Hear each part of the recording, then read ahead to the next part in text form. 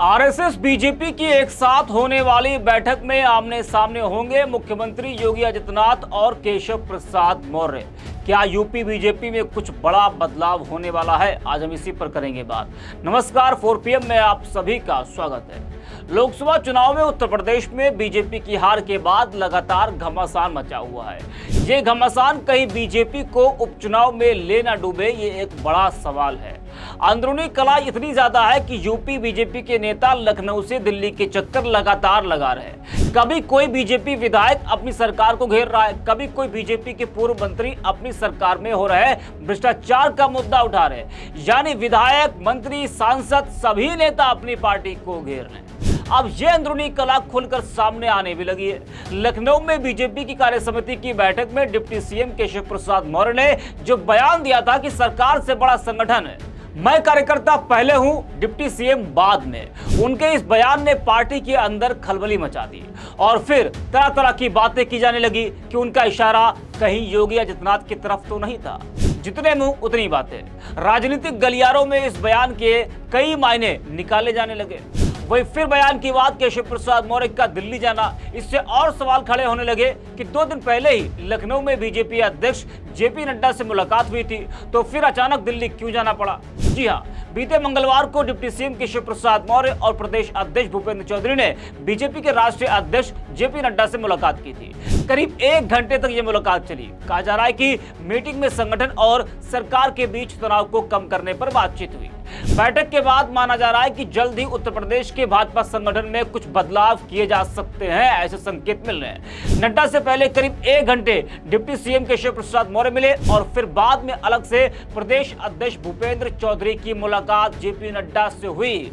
इस अहम बैठक में यूपी की 10 सीटों पर होने वाले विधानसभा उपचुनाव को लेकर भी चर्चा हुई।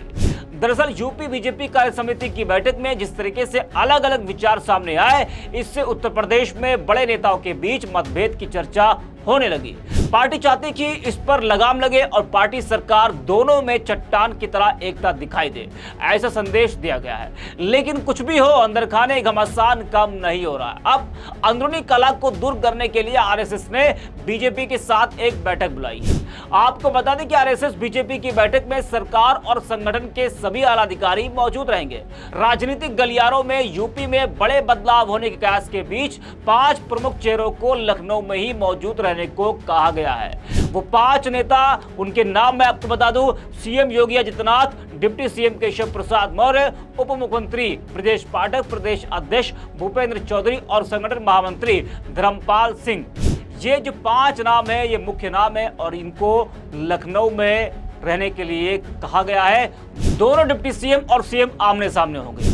अब सवाल यह कि बीजेपी और आरएसएस की मीटिंग में क्या चर्चा हो सकती है। मीटिंग में सरकार और संगठन में समन्वय और यूपी के जमीनी हालात को लेकर चर्चा हो सकती है, ऐसा कहा जा रहा है। यह मीटिंग ऐसे समय में हो रही है जब उत्तर प्रदेश में 10 विधानसभा सीटों पर उपचुनाव होने हैं और लगातार पार्टी के अंदर घमासान मचा है।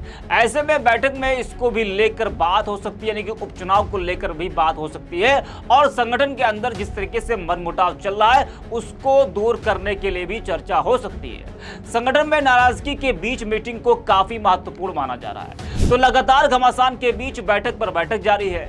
2 नेताओं के बीच पार्टी पूरी तरीके से उलझ गई है, एक केशव प्रसाद मौर्य और दूसरे मुख्यमंत्री योगी आदित्यनाथ। वैसे इन दोनों के बीच मनमुटाव कोई नया नहीं है। थोड़ा पीछे आपको ले चलते हैं। दरअसल योगी आदित्यनाथ और केशव प्रसाद के बीच वर्चस्व की जंग 2017 में ताजपोशी के दौरान से ही शुरू हो गई थी।